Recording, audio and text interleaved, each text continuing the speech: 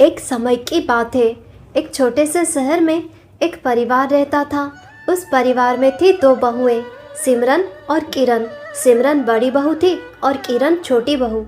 सिमरन एक गरीब परिवार से आई थी, बहुत ही समझदार थी, पढ़ी लिखी थी और दिल की बहुत अच्छी थी।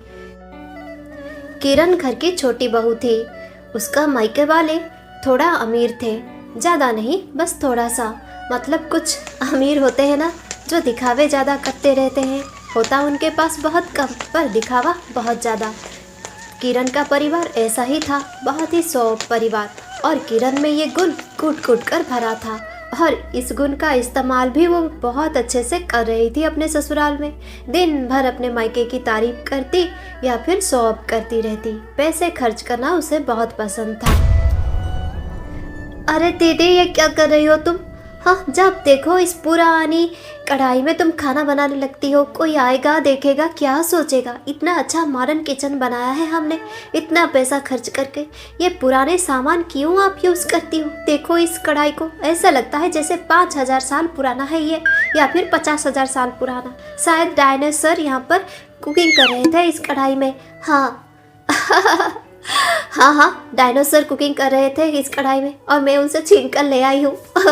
किरण, इसी कढ़ाई में ही तो मैं बनाती हूँ आलू गोभी, आलू मटर, पालक पनीर। हाँ, और तुम उंगलियां चाट चाट कर खा जाती हो। गाजर का हलवा भी मैं यहाँ पर ही बनाती हूँ, तुम भी ना। और मछली करी कैसे खाती हो, भूल गई क्या? इसी कढ़ाई में बनते हैं वो सब। तुम्हें शायद पता नहीं है, ऐसे पुराने कढ़ाई में खाना बनाओ तो बहुत ही स्वादिष्ट होता है। मैंने कहीं देखा था और सुना था भी, और सच बात है। सबको पता है ये बात, तुम्हें नहीं पता है क्या? ओह दीदी, तुम और तुम्हारी सोच बिल्कुल पुराने ख्यालात हैं। पुराने नहीं, ये तो बिल्कुल ही मतलब लो स्टैंडर्ड की बातें हैं दीदी। इतना बड़ा किचन है हमारा, इतना मॉडर्न किचन है। देखो यहाँ पर क्या कुछ नहीं है इस किचन में, और आप ऐसे बर्तन रखती हो। शर्म आती है मुझे। अगर कोई सहेली मेरी देख लेगी ना, तो मैं क्या मुंह दिखाऊंगी उन्हें। आप कभी मेरा मायका आकर देखिए, हमारे घर में आपको एक भी सामान ऐसा नहीं मिलेगा। हमारी नौकरानी भी ये यूज़ नहीं करेंगी, उसे मुफ्त में दे दे तो आप किसी को दान कर दीजिए ये, या फिर कूड़ेदान में लेकर फेंक दीजिए। ऐसी ही थी किरण। वो दिन रात इस तरह की बातें ही कर रही थी। पर बड़ी बहू सिमरन बहुत ही ज़्यादा समझदार थी। वो उसकी बात सुनती तो थी, पर करती अपनी मन की। मैंने ये 2 बनारसी साड़ी खरीद ली है तुम दोनों के लिए। बहुत ही अच्छे दाम में मुझे मिले, और पूजा भी आ रही है, इसलिए मैंने खरीद लिए तुम दोनों के लिए। बोलो तो कैसा है? ये नीला वाला बड़ी बहू के लिए, और ये गुलाबी वाला छोटी बहू के लिए। तुम दोनों को तो यही रंग पसंद है, इसलिए मैं खरीद लाई हूँ। कैसा लगा? माँ जी, बनारसी साड़ी है ये, इतना कीमती होगा। क्या ज़रूरत थी माँ जी इतने पैसे खर्च करने की, और इतने सारी साड़ी तो है हमारे पास। मम्मी जी, ये साड़ी मुझे तो सस्ती लग रही है। ये साड़ी आप कितने में खरीद कर लाई हो? ये तो बहुत ही सस्ती साड़ी है। अरे बेटी, 15,000 की एक साड़ी मैं तुम दोनों के लिए लेकर आई हूँ। मम्मी जी, ओनली 15,000 की साड़ी पहनूँ मैं? ये तो मेरे इमेज के लिए बिल्कुल भी मतलब मुझे सूट नहीं करेगा माँ जी, मैं नहीं पहन सकती। ओ माय गॉड, मेरी सहेलियाँ क्या सोचेंगी? आपको मेरे स्टेटस के बारे में सोचना चाहिए। आपका बेटा इतने बड़े पोस्ट पर काम कर रहा है, और मैं ऐसी साड़ी पहनूं? You, it's looks so disgusting. No mummy ji, ये साड़ी तो मैं नहीं पहन सकती। हाँ, मेरे मायके वाले देखेंगे तो मेरा तो मजाक उड़ेगा ही, और साथ में आपका भी। छोटी बहू की बातें सुनकर बहुत ही दुखी हो जाती है सुलोचना। ओहो, ये किरण भी ना अपने जुबान पर थोड़ी सी भी लगाम नहीं रख सकती है। ऐसे बात कर दिया, माँ जी बहुत ही दुखी हो गई। क्या ही बोलूँ मैं उसे। पर मुझे भी अच्छा नहीं लगा। माँ जी को इतना सारा पैसा खर्च करना नहीं चाहिए था। घर का EMI है, इतना सारा पैसा लोन लेकर हमने ये घर बनाया है। इतने बड़े घर का लोन और घर का खर्चा, ऊपर से माँ जी ऐसे पैसे खर्च कर रही हैं। नहीं, अभी कुछ नहीं बोलूँगी। कुछ बोलूँगी तो उन्हें अच्छा नहीं लगेगा। बाद में मैं माँ जी को प्यार से समझा दूँगी, पर अब कुछ नहीं बोलूँगी। इतने प्यार से वो उपहार लेकर आई हैं। सारे के सारे चीटर हैं, चीटर। पैसे लूट लेते हैं लोगों से। अरे इतना पैसा ले रहे हो तो ऐसा सामान भी दिया करो। देखो तो कितना लो क्वालिटी का क्रीम्स भेज दिया है। हाँ, इसे लगाकर तो एलर्जी हो गया है। क्या हुआ किरण, क्यों बड़बड़ा रही हो यहाँ पर? दीदी, ये सब फेंकने के लिए निकाला है। अरे बाबा रे, ये सारे क्रीम्स फेंक दोगी और ये सारे कॉस्मेटिक्स? हाँ दीदी, और क्या करूँ, इन्हें रखकर कोई फायदा नहीं है। इतना पैसा देकर मैंने इन्हें खरीदा, पर ये कोई काम का नहीं है और आधे से ज़्यादा तो मैं यूज़ भी नहीं करती हूँ। बिना यूज़ किए ही इनका एक्सपायरी डेट आ गया, सब कुछ नष्ट हो गया है, इसलिए निकाला है, बाहर फेंक दूंगी। और इनमें कुछ ऐसे के भी क्रीम है जो इतने पैसे लेते हैं पर कोई काम के नहीं। ठग है सारे के सारे, लोगों से बस पैसे लूट रहे हैं ऐसे क्रीम देकर। क्रीम तो नहीं है, बस पता नहीं क्या गोल कर दे दिया है। अरे तो तुम में से अंधी बनकर क्यों खरीद रही हो ये सब? इतना सारा पैसा तुम कॉस्मेटिक्स में खर्च करती हो। ओ दीदी, आप बस भी करो, अभी लेक्चर देना शुरू ना कर दो। मेरी तो आदत है, मैं ऐसे ही खरीदूंगी, खरीदती रहूंगी। फेंकना पड़े तो फेंकूंगी, और क्या कर सकती हूँ बोलो। अच्छे क्रीम के तलाश में कुछ बेकार क्रीम्स तो फेंकने ही पड़ेंगे टेस्ट करके। दीदी, मैं अपनी आदत बदल नहीं सकती। अरे मैं ऐसा नहीं बोलती हूँ किरण, तुम्हें जो दिल करे तुम करो, पर पैसे जो बर्बाद होते हैं तुम्हें पता है ना। ये सारे क्रीम्स, एक एक क्रीम 1000 2000। दीदी, मेरे कोई भी क्रीम्स 3000 से कम नहीं है। और आपको पता है मेरे पास तो ऐसी भी क्रीम है जिसकी कीमत 30,000 है, 25,000 और 50,000 तक के क्रीम में खरीदती हूँ। बाबा रे, क्या 50,000 का क्रीम चेहरे पर लगाने के लिए? अरे इतने से तो अच्छा है कि चेहरा ही बदल दो जाकर तुम। क्या दीदी, क्या मजाक कर रही हो? और क्या बोलूँ मैं, 50,000 देकर तुम क्रीम खरीदती रही हो? हाँ, इतने तो शायद कोई मल्टी मिलीनियर फैमिली में भी कोई नहीं खरीदता होगा मेरे ख्याल से। ओ दीदी, आप तो बहुत ही पीछे रह रहे हो। आजकल सब खरीदते हैं, दुनिया पागल हो गई है बस चेहरा सजाने के लिए, अच्छा कपड़ा पहनने के लिए, क्योंकि लोग हमें ऐसे ही जज करते हैं। इन सब पर तो पैसा खर्च करना ही पड़ेगा ना। आप नहीं समझोगी, आप तो दिन भर रसोई में घुसी रहती हो। आपको क्या पता, आप जाओ और पालक के पकौड़े बनाओ, बारिश का मौसम है, खाने में मज़ा आएगा। अरे क्या पालक के पकौड़े तलूं? तुम इतना सारा क्रीम्स फेंक रही हो, हे भगवान। पर इसमें से चेक कर लो, कुछ अच्छा होगा। अरे नहीं दीदी, कुछ भी अच्छा नहीं है। हे भगवान, लाख रुपए ये पानी में जाकर बहा देगी। देखो तो आंखों के सामने लाख रुपए का नुकसान कर रही है ये लड़की। ऐसी ही थी किरण, वो बिल्कुल भी नहीं सोचती थी समझदारी क्या होता है, दायित्व क्या होता है। उससे उसका दूर दूर तक का वास्ता नहीं था। एक दिन उस घर में एक बहुत बड़ी प्रॉब्लम आ जाती है। उस घर के दोनों बेटे रमेश और सुरेश दोनों की नौकरी ही चली जाती है। अरे ये क्या हो गया, मुझे तो बहुत ही परेशानी हो रही है बेटी। रमेश और सुरेश की नौकरी चली गई, अब क्या होगा? वैसे मुझे बड़ा बेटा रमेश तो बोल ही रहा था कि माँ, नौकरी ऐसी है कभी भी काम से निकाल सकते हैं। अब देखो, काम से निकाल दिया और मैंने उसकी बातें सुनकर अनसुना किया, इतने सारे बेफुजुल खर्चे कर दिए। अब क्या होगा? घर का लोन है बेटी, कार का लोन है। माँ जी, इसलिए तो मैंने मना किया था, घर का इतना सारा लोन है, इतना बड़ा कार लेने की कोई ज़रूरत नहीं।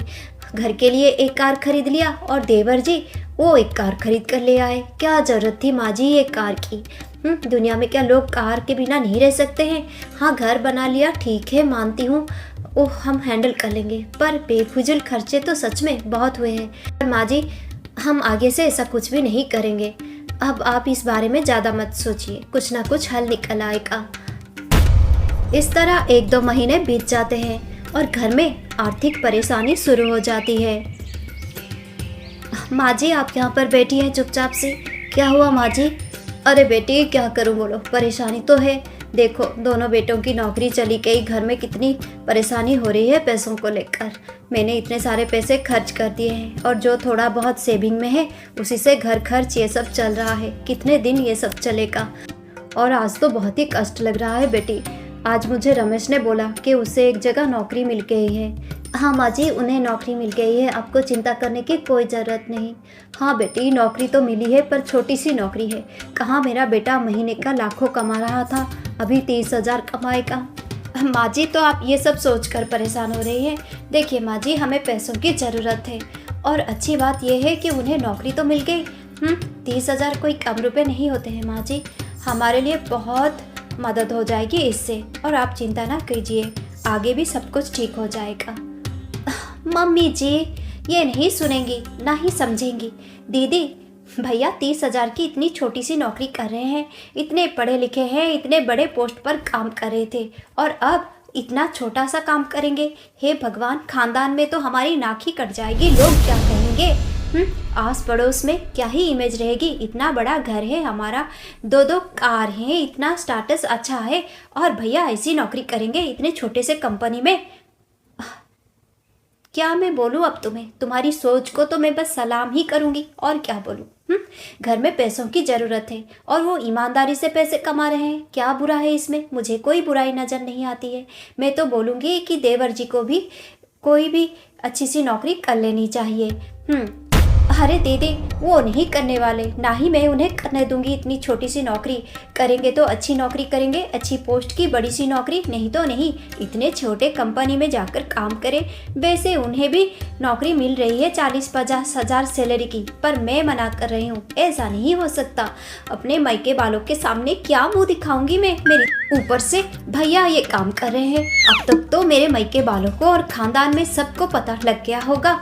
हे भगवान, क्या फेस हम शो ऑफ करेंगे सबके सामने? क्या चेहरा दिखाएंगे हम? भैया ने तो इस खानदान की नाक ही कटा दी। सच में क्या चेहरा दिखाएंगे, क्या चेहरा दिखाएंगे? आज तो हद ही हो गई। बात सिमरन के दिल पर लग गई। हाँ, क्या चेहरा दिखाओगी? क्या क्या चेहरा दिखाओगी? 50,000 का क्रीम लगाती हो, तभी भी अगर तुम्हारा चेहरा दिखाने के लायक नहीं है खानदान के सामने, तो वो 50,000 क्रीम किस काम का?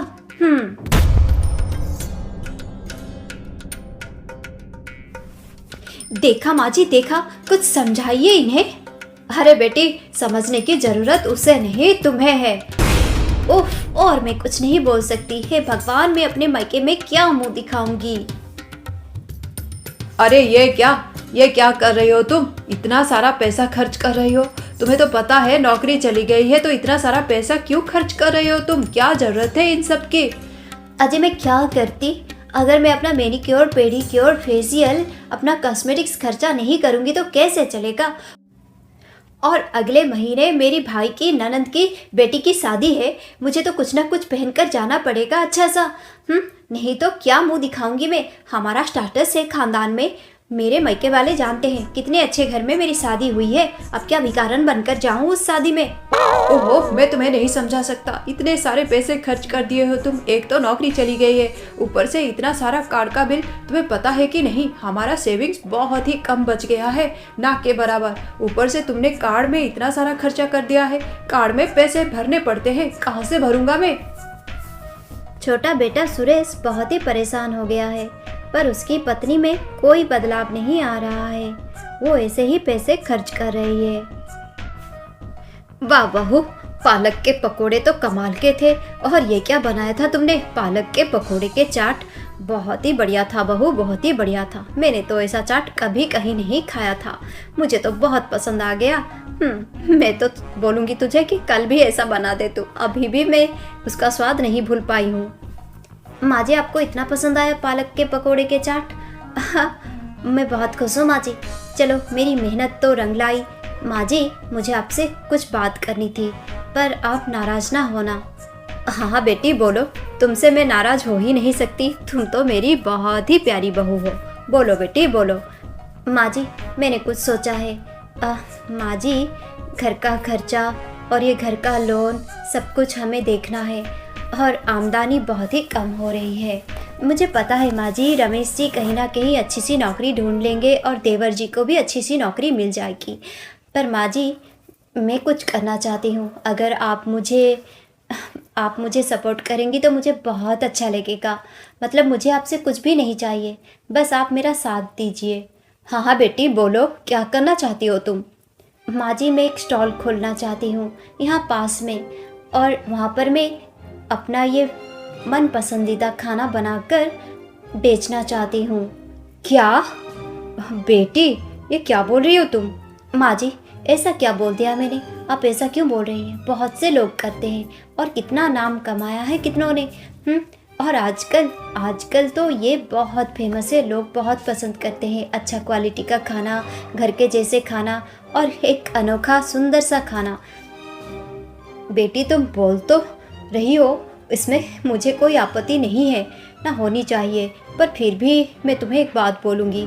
तुम्हें तो पता है हमारा ख़ानदान कितना बड़ा है, इतना बड़ा घराना है बेटी, और हमारे रिलेटिव्स तुम्हें तो पता है ना, सबके सब कितने हाई फाई स्टाटस वाले, मतलब तुम्हारी बुआ सास, चाची सास, ये सब।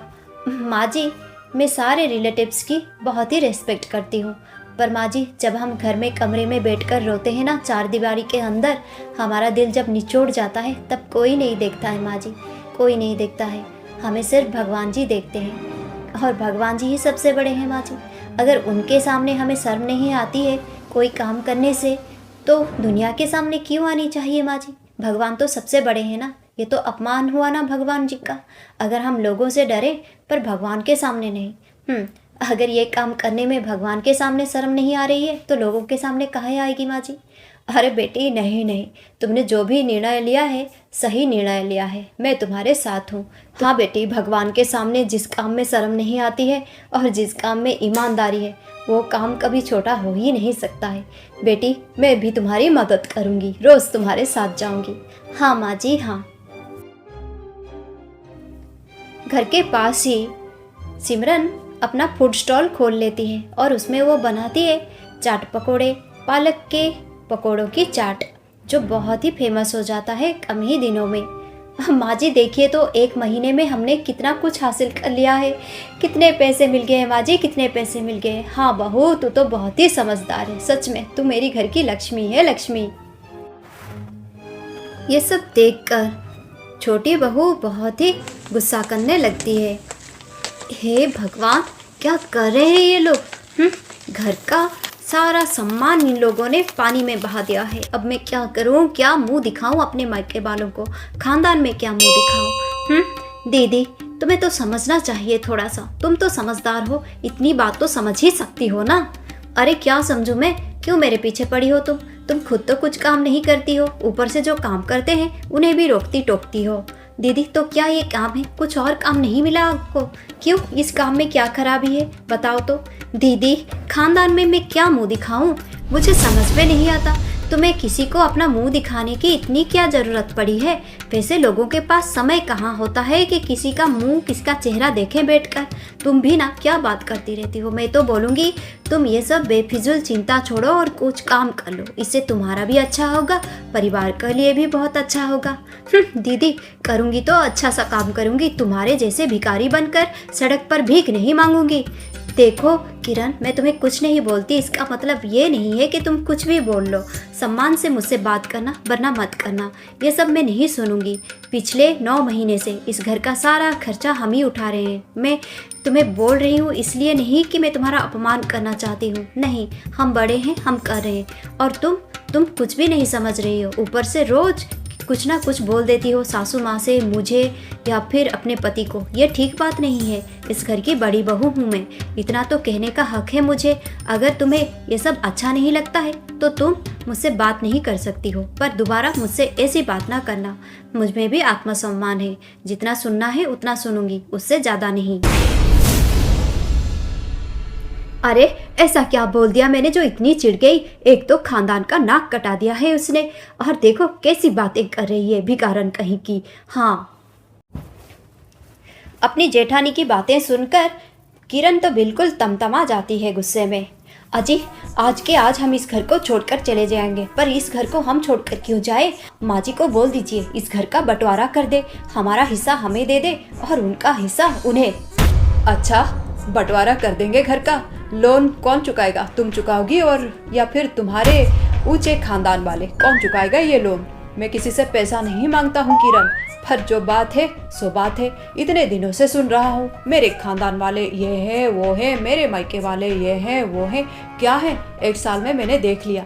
अरे पहले तो मुझे 40-50 हजार की नौकरी मिल रही थी, पर तुमने क्या बोला, लाखों कमा रहे थे, अब 40-50 हजार की नौकरी करोगे। अब तो 10 हजार की नौकरी भी मुझे नहीं मिल रही है तुम्हारी वजह से। 1 साल से घर में ऐसे ही निकम्मा बैठा हूँ तुम्हारी बातें सुनकर। ऊपर से ना तुम्हारे खर्चे कम हो रहे हैं, ना तुम्हारे नखरे, सारे सेविंग्स खत्म हो गए हैं। तुम तो सुधरने का नाम ही नहीं ले रही हो।